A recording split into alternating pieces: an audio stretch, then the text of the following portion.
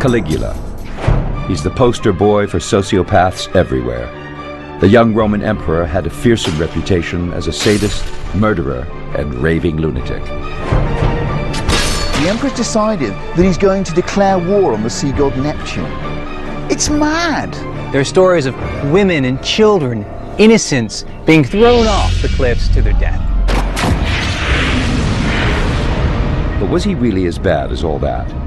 Using the ancient historical record, the real Caligula will be uncovered.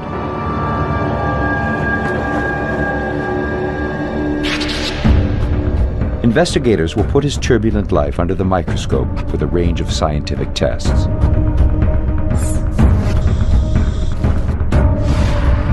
New archaeological evidence will show for the first time the location of his bloody death.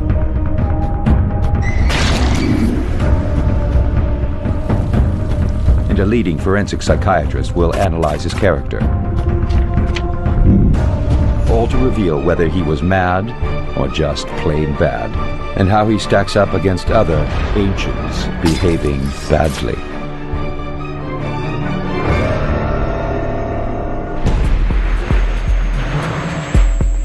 The Emperor Caligula. He becomes the supreme ruler of Rome at the age of 24. He's in power for less than 4 years before being assassinated. In that brief time, he commits unthinkable atrocities. Acts of cruelty that will ensure him a place in history. As a madman. Caligula is very psychiatrically disturbed. His behavior includes murder, killing without remorse, and pushing every moral bound placed in front of him. But was he really insane? To understand Caligula better, psychiatrist David Malott will examine his behavior and then position him on the unique behaving badly psychograph to reveal how he compares to other tyrants from history, like Genghis Khan and Julius Caesar, and Hitler's Nazi henchmen Himmler and Goering. Caligula's rap sheet is shocking.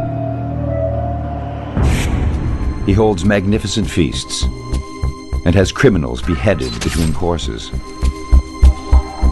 And while his nervous guests knock back the wine, he rapes their wives. High-ranking Romans are flogged and executed. It's a public spectacle and a warning. He even slaughters members of his own family. The horror stories are so extreme, they're hard to believe. Is the historical record to be trusted? Our information about the reign of Caligula comes from 2 sources: Philo, a contemporary, and Suetonius. And it's Suetonius that gives us some of the most shocking, lurid details and stories that took place in the reign of terror of Caligula. Now, he's writing over 70 years later, and that's like someone today writing about World War I. But he's got way less evidence.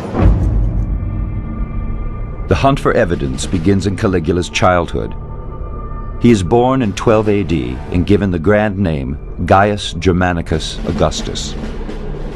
Gaius was the son of Germanicus, golden boy of the imperial family, who was essentially a military hero talked about in the same breath as Alexander the Great. And basically, Gaius is an army brat. Young Gaius spends his early years living in a place similar to this, a Roman army fort. He parades around the camp in a tiny military costume made for him by his mother. And the soldiers love it. They even give him a nickname, Caligula, which means little boots, after the tiny military sandals he used to wear. When little Caligula snaps his fingers, even battle-hardened soldiers come running. Imagine what that does to you. Your father's a hero, you've been spoiled all your life, and you can basically do no wrong. This, then, is the incubator. Dr. Malott's case study exposes the impact that it has on the young boy. Caligula's childhood had a tremendous formative effect on his character. It was a world turned upside down. Instead of a child being surrounded by adults, this was a kid who was being bowed down to by the people around him, being told that he could do no wrong, no moral compass being presented to him. He wasn't a child, he was the general. Clearly, it's not a good start. And it goes from bad to worse. The Roman Empire is ruled by Tiberius, a cruel and depraved old scoundrel. He's an early version of Stalin, right down to his secret police, who keep files on anyone who poses a threat, real or imagined. And the fattest file is on Germanicus, Caligula's father. You got to remember, Germanicus is a war hero, which really means a lot to the Romans. And he's also next in line to the throne. Tiberius, on the other hand, is just a twisted, unpopular old man. And he's so paranoid that he's deeply suspicious of Germanicus. Caligula is just 7 years old when Germanicus comes down with a mysterious illness and dies. It's all very suspicious. The histories say Tiberius poisoned him, but there's no proof. If it is murder, it would have an enormous psychological effect on Caligula. Modern medical science can now answer the question: was it a homicide? Toxicologist Dr. Timothy Erickson has read the historical account and found two vital clues.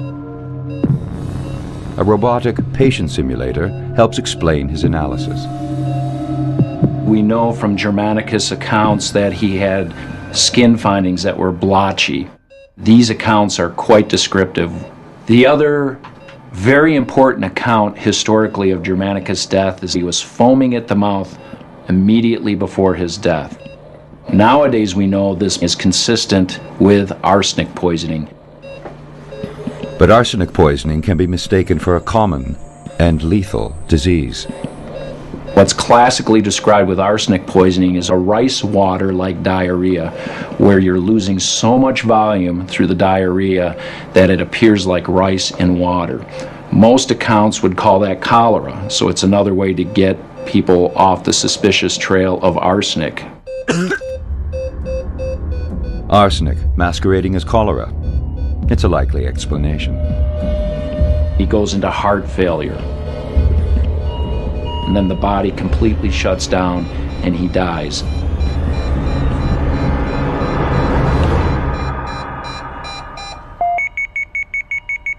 No one, including Caligula, believes Germanicus died of natural causes.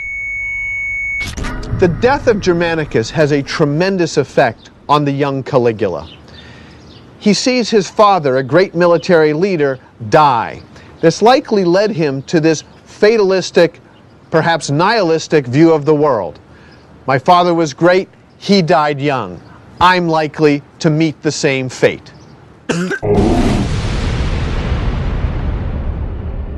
For the next 12 years, Caligula lives in isolation with his grandmother.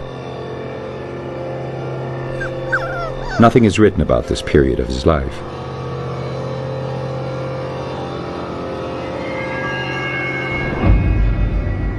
But what happens next makes the murder of his father look like a walk in the park.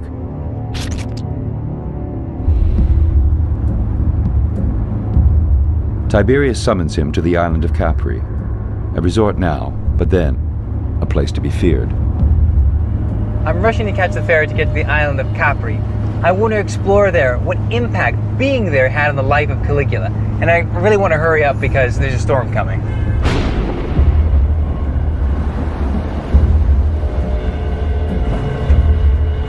Capri lies 130 miles south of Rome in the Mediterranean Sea, giving Tiberius some protection from attack.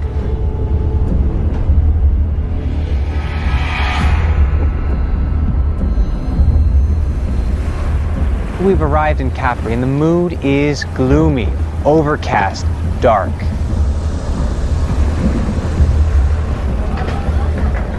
Like a Bond villain's lair, Tiberius's palace stands on the highest, most inaccessible peak on the island. Caligula has no idea why he's been summoned. But what happens here will change him forever.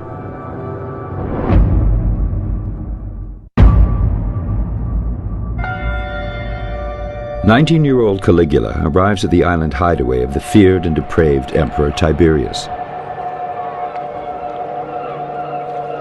Caligula has no idea why he's been summoned here.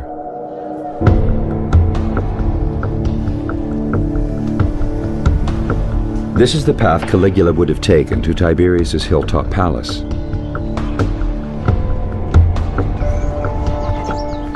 He'd be very nervous. Why? Because Tiberius rules most of the known world and routinely kills off anyone he sees as a threat. He's already killed Caligula's father and his two brothers. When I think of Caligula making his way here, I think of him having trepidation and fear and uncertainty. His family members have been killed by Tiberius. Is he next? Only the ruins survive today.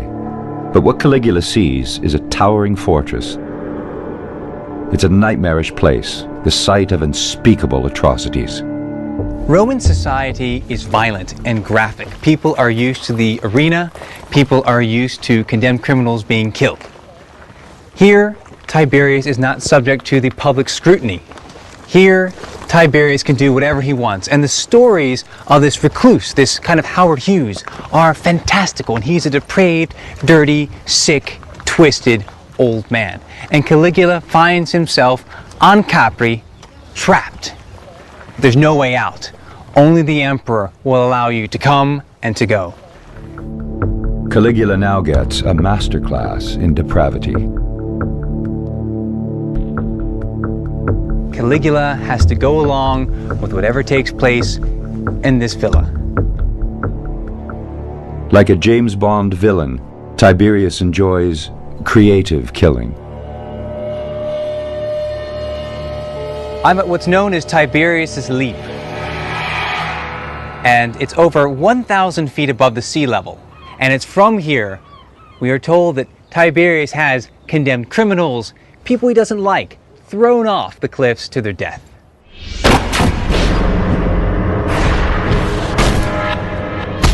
We are told if they still survived, there were people down below in boats with oars. And if someone popped up above the surface alive, their heads would be smashed with the oars. Tiberius's leap isn't just for criminals. There are stories of women and children, innocents, being thrown off just for the pleasure of Tiberius.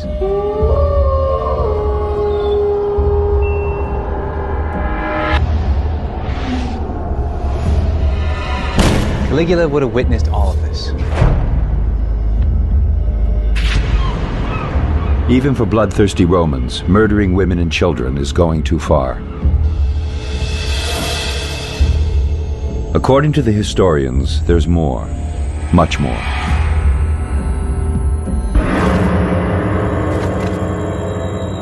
Orgies, rape, pedophilia, torture, the whole catalog of bad behavior.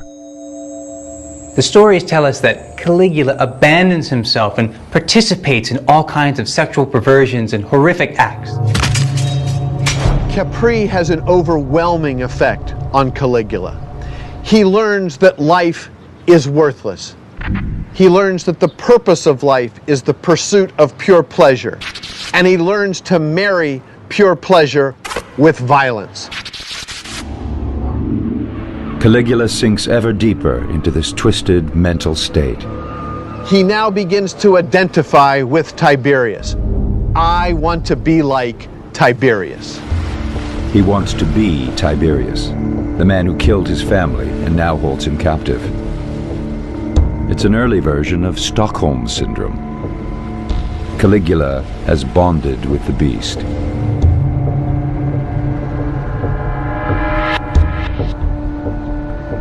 He now seeks what Tiberius has: total power.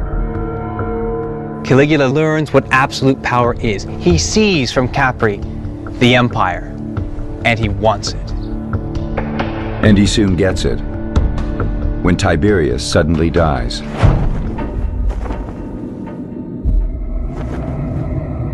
The historian Suetonius calls it murder and names the killer, Caligula. There's no proof, but Caligula certainly benefits from the old rogue's demise. Rule of the empire passes to him and to Tiberius's grandson Gemellus. But Gemellus is only 18, too young to share power.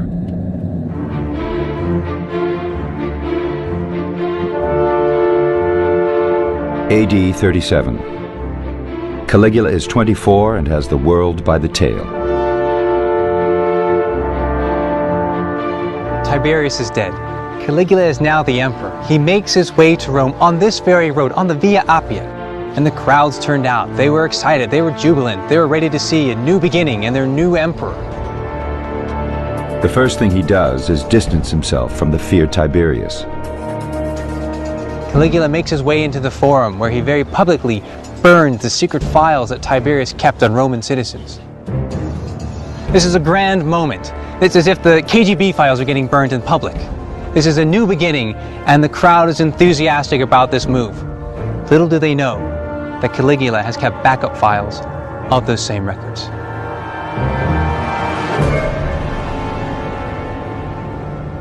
Caligula doesn't stop there. He panders to the masses, buying himself some love.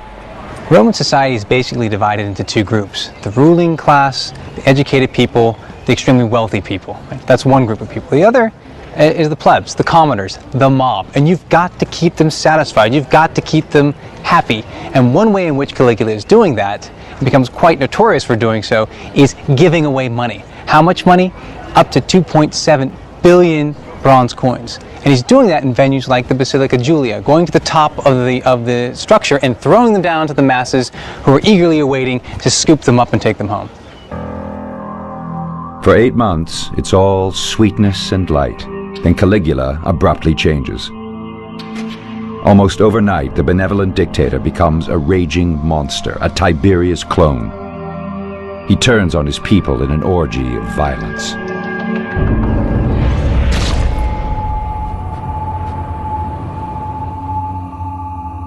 Caligula holds exquisite, elaborate banquets as the emperor. Ordinarily, this was an absolutely fantastic social highlight. But with Caligula, during the festivities, in front of the guests, there are flayings, there are killings. And there's blood on the tablecloth. The historian Suetonius says it gets worse. He would sometimes remove the wives of distinguished guests, take them away, rape them, and then bring them back to the banquet and discuss the sexual performance. This is outrageous. He thinks he can get away with it, and he's right.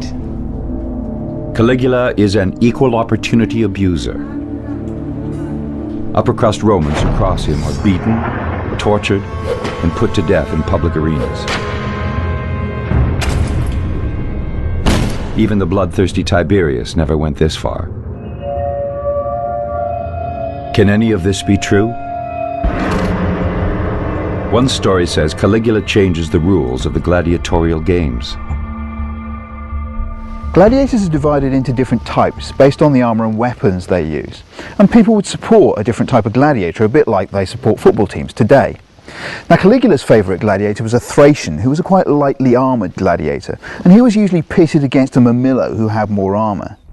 Rules are rules, and for 300 years no Roman ruler has dared interfere.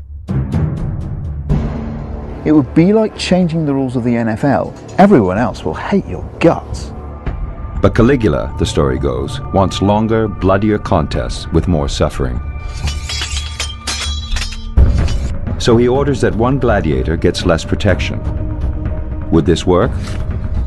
Or would the more lightly armed fighter be quickly killed?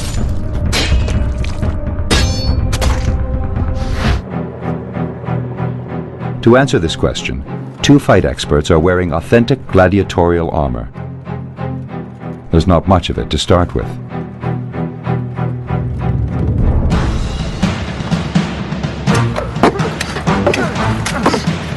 Military medic Fred Galvin is on hand to assess the injuries. Okay, what we're going to do now is we're going to be removing the arm guard from this gladiator. What we're going to end up having exposed now is going to be his biceps, triceps, forearm muscles, wrist.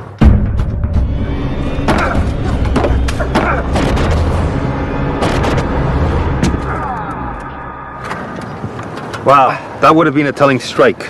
You can see where it would have cut through the muscle groups of the biceps and the triceps. As bad as this injury is, it certainly is not as critical as an injury along the inside of the forearm, which is where the arteries and veins run through the arm. Although bloody, this injury would not have ended the fight.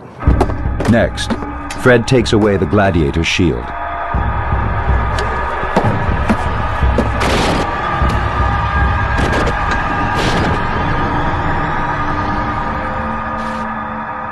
This was a superficial slash across the abdomen. No vital structures in his abdominal area were struck. For example, his liver in this area, or his spleen located up here. Lungs on either side of the chest, and the heart located in this central region, they were not affected by this blow. It was a superficial slash across the abdominal muscles, and he will continue to fight another day. The Thracian could probably kill his opponent any time, but if he doesn't put on the drawn-out, bloody spectacle Caligula wants, the Emperor won't let him leave the arena alive. When it comes to bad behavior, Caligula is unnatural. The question is, what transforms him into an out-and-out monster? Historical sources blame it on a mystery illness. Now, modern medical science will reveal the truth.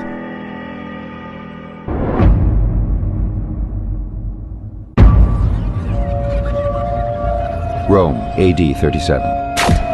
25-year-old Caligula has suddenly become a violent and ruthless dictator. 2,000-year-old historical sources blame this change in his behavior on a mysterious illness. Today, more specific causes can be tested. A sudden personality change suggests brain damage.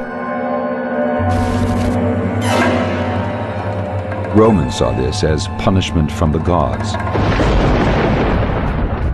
Modern neurology points the finger at Caligula's licentious lifestyle. The two chief suspects: alcohol and sex. The sexually transmitted disease herpes in particular can lead to the brain-damaging disease herpes encephalitis. Herpes encephalitis likes to attack the frontal lobes. The frontal lobe is thought to be involved in your expression of emotion and how well you can inhibit impulses. Damage to the frontal lobe can cause a change in personality.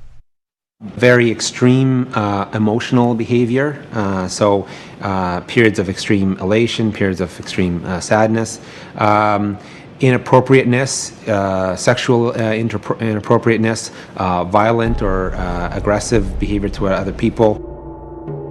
Caligula's behavior is an excellent fit for herpes encephalitis. But there's one problem. Even with modern medicine, 3/4 of patients with this disease die. 2,000 years ago, Caligula's chances of surviving would have been even less. So if it's not herpes, what about alcohol? The suspect is something uniquely Roman, because this is not a simple case of alcohol poisoning. The possible culprit is a sweetener called defrutum that the Romans added to their wine. They were making a dry wine, which probably wasn't all that good compared to modern technology, and they used the defrutum to sweeten it up so it became more palatable. He's cooking up a batch of defrutum using the exact method the Romans used. What makes defrutum suspect is how it is made. The ingredients are boiled in a pot lined with lead. They felt that any brass or brazen pots, as they called them, would spoil the juice that they're making. The Romans didn't know the dangers of lead. So the question is, how much lead is in defrutum?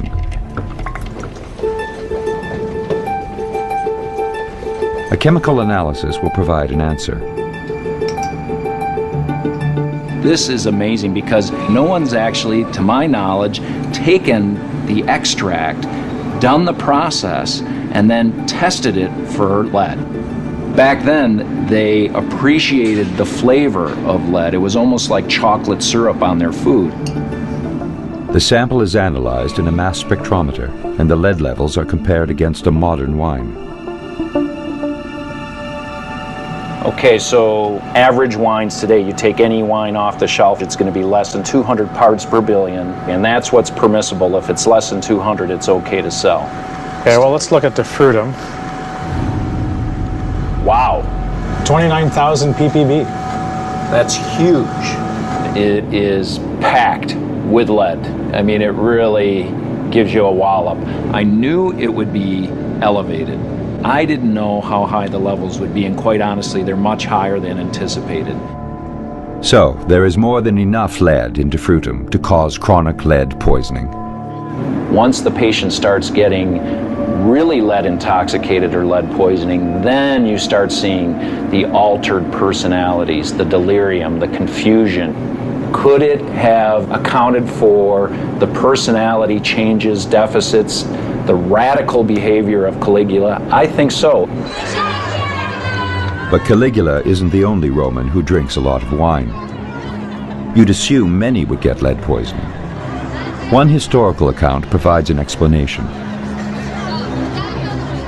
Philo writes that after taking power, Caligula's drinking becomes excessive, even by loose Roman standards. The lead he's consumed adds a new layer to his already disturbed personality. While Caligula's sick, crowds take to the streets to show their adoration for the ailing young emperor. They should have stayed home. During Caligula's illness, many people made vows for his speedy recovery. One such person who made an oath was a certain plebeian, Publius Afranius Politus, and he offered his life for the life of Caligula. When Caligula recovers, he takes the man literally. He has him dressed up like a sacrificial animal, he has him with garlands and wreaths, and throws him over the city walls.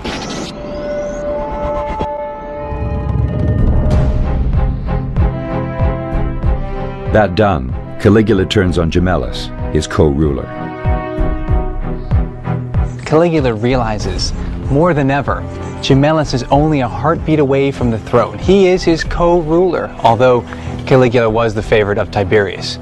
He has to be eliminated. Caligula accuses Gemellus of treason. The punishment for this is death.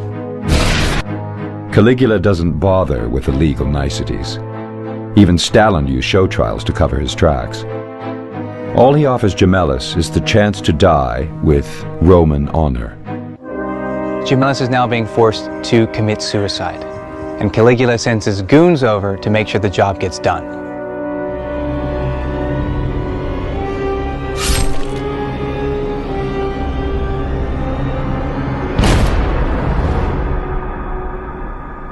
What's going on in this guy's head? Dr. Malott thinks he has a bad case of narcissism. He views himself as this grandiose, omnipotent figure.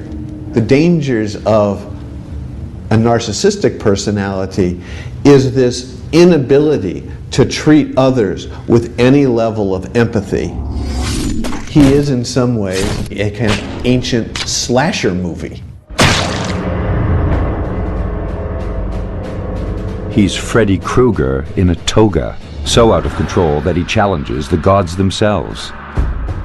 In Roman times, that's a big no-no. But Caligula's beyond caring. In the heart of ancient Rome stands one of its most revered buildings, the Temple of Castor and Pollux. Historian Suetonius writes that Caligula turns this sacred place into the front entrance of his palace.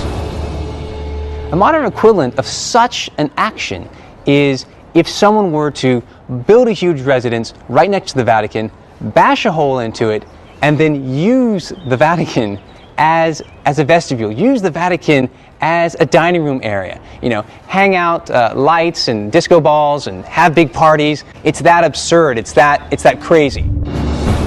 It's such an outrage, no subsequent historians believe it. But in 2003, Darius and his team finally reveal the truth. The dig they excavated here is now filled in, but what they found was astonishing. Right in this area, we have definitely some Caligulan structures that are part of the palace. Now, coming forward in this direction, our excavations revealed here where the portico is, massive foundations. They continue in this direction. They draw all the way, extending to the back of the temple of Castor and Pollux. So what we have is massive foundations extending from where we know the Julio-Claudians are building palaces. We know that Caligula is involved, coming all the way to this point, butting up against the backside of the temple of Castor and Pollux, as the sources say. This suggests that the story everyone refused to believe for 2,000 years is true. Not even the gods can stop Caligula. Now he's about to embark on a journey that the sources say point to something worse, that Caligula is stark, raving mad. AD 39. 27-year-old Caligula rules Rome through fear. But that's not enough for him. He wants to ensure his place in history by becoming a great general.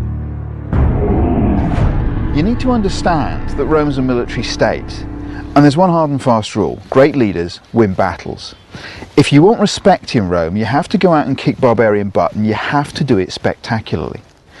Now, on top of that, Caligula's under the shadow of his father, Germanicus, who's a military hero, and he's desperate to get out from under that shadow. Basically, he's desperate to prove himself as a military leader.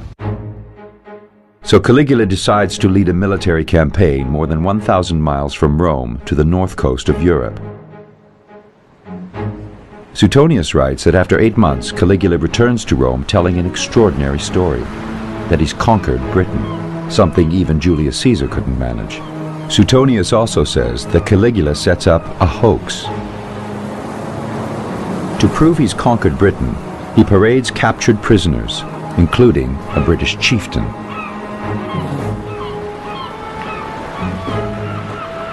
There's a strong suspicion that the captives aren't really captives at all, that they're slaves of Caligula's who've been dressed up to look like barbarians. And the British chieftain was probably a turncoat who fled to the emperor for protection. But according to Suetonius, that's not Caligula's most outrageous act here. Imagine you're one of the legionaries ready to embark on the beach here for the invasion of Britain, and all of a sudden you get the instruction that you're to march out there and you're to gather cockle shells. Because instead of invading Britain, the emperor's decided that he's going to declare war on the sea god Neptune.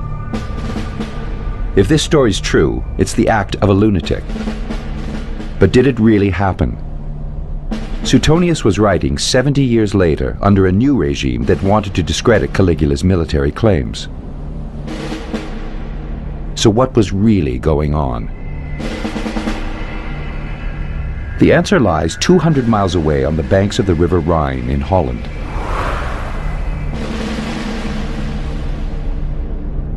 There are a series of Roman forts here, used by the Emperor Claudius to launch an invasion of Britain 3 years after Caligula was here.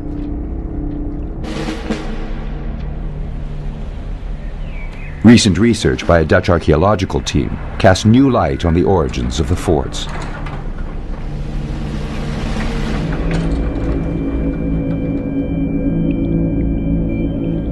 The team dated the log timber in the forts using tree rings. It's called dendrochronology. It gives every piece of wood a unique pattern, like a barcode. We do know the sequence of those barcodes, so to say, from 6000 BC to the present day. So when you've got the code for this particular piece of wood, you just compare it to the known sequence, and then you get an absolute match for AD 40. And even the season, winter AD 40. The dating is so precise that it confirms the forts were built exactly at the time Caligula was here. They were not built by Claudius. The team discovers something else on the site, showing Caligula was planning something big. Money, and lots of it.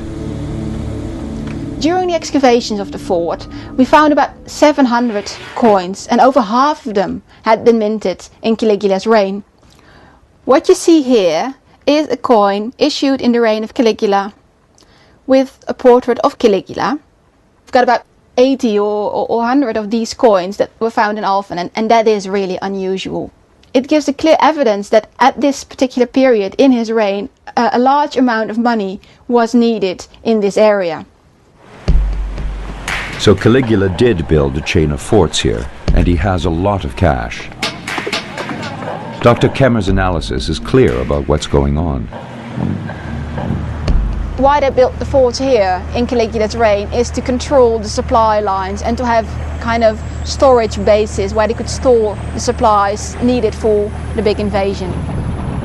The River Rhine is a perfect transport route from the Mediterranean. Well, it starts in the Alps, but you could use the Rhone from the Mediterranean, move over to the Rhine, bring your troops and supplies over the Rhine to the North Sea coast, and from there launch an invasion to Britain. It's not known why Caligula didn't follow through on his invasion plan. But 3 years later, Claudius did conquer Britain, using Caligula's forts. So Caligula's strategy was well thought out. I think the evidence for actually Caligula preparing an invasion in Britain forces us to reevaluate him in a way. He's always looked at as a madman, and his entire undertaking of going to Britain is dismissed as being quite irreliable. But definitely something big was going on in his reign, so it wasn't a disaster after all. I think real things happened, important things happened, and not just the acts of a mad boy. Caligula is not insane. He's not psychotic. He was able to plan, lead, and execute a complicated military operation. This was a detailed, goal-directed endeavor. And in psychosis, what you do not see is goal-directedness. So working out a plan to invade Britain, including the construction of forts, indicates the ruthless, tyrannical Caligula is actually sane. But that's not going to save him. During his short reign, he's made a lot of enemies. And new archaeological finds, never seen before on camera, will shed light on the moment his life came to a bloody end.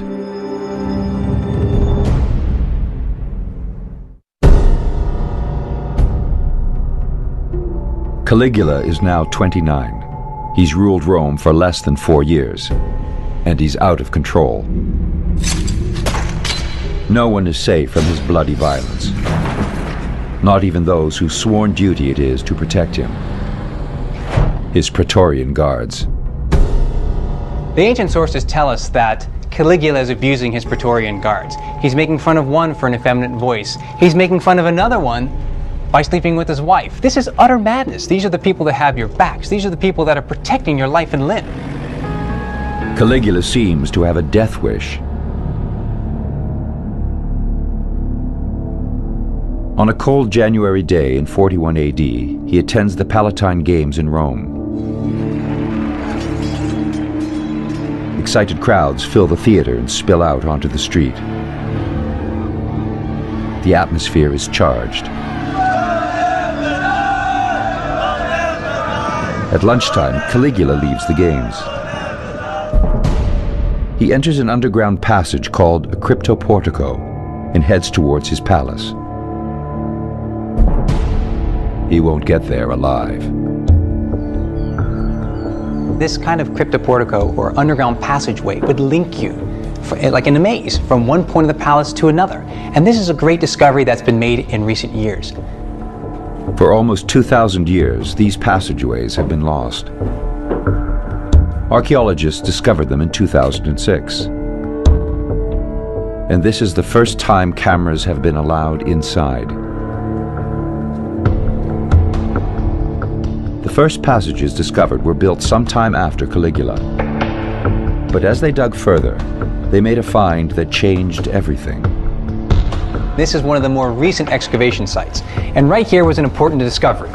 It says on this lead pipe, this water pipe, Tiberius Claudius Caesar Augustus. Who is Claudius? The successor of Caligula. So we're getting closer and closer to the realities of Caligula. So this is a precious, precious document that means that the archaeologists today are reconsidering the entire dating of this complex. 2 years after this discovery, the archaeologists dug even deeper. This cryptoporticus is older than the cryptoporticus we've seen.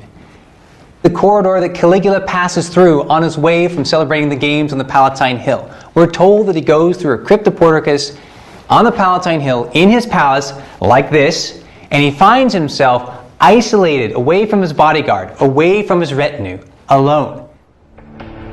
These are the passages Caligula actually walks down on the last day of his violent life.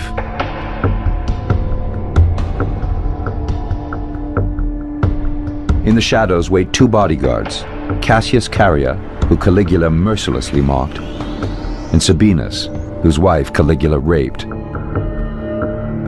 And that is when the conspirators strike. Cassius Caria and Sabinus find him here, and they strike the blow. Caligula dies on the ground in a pool of blood.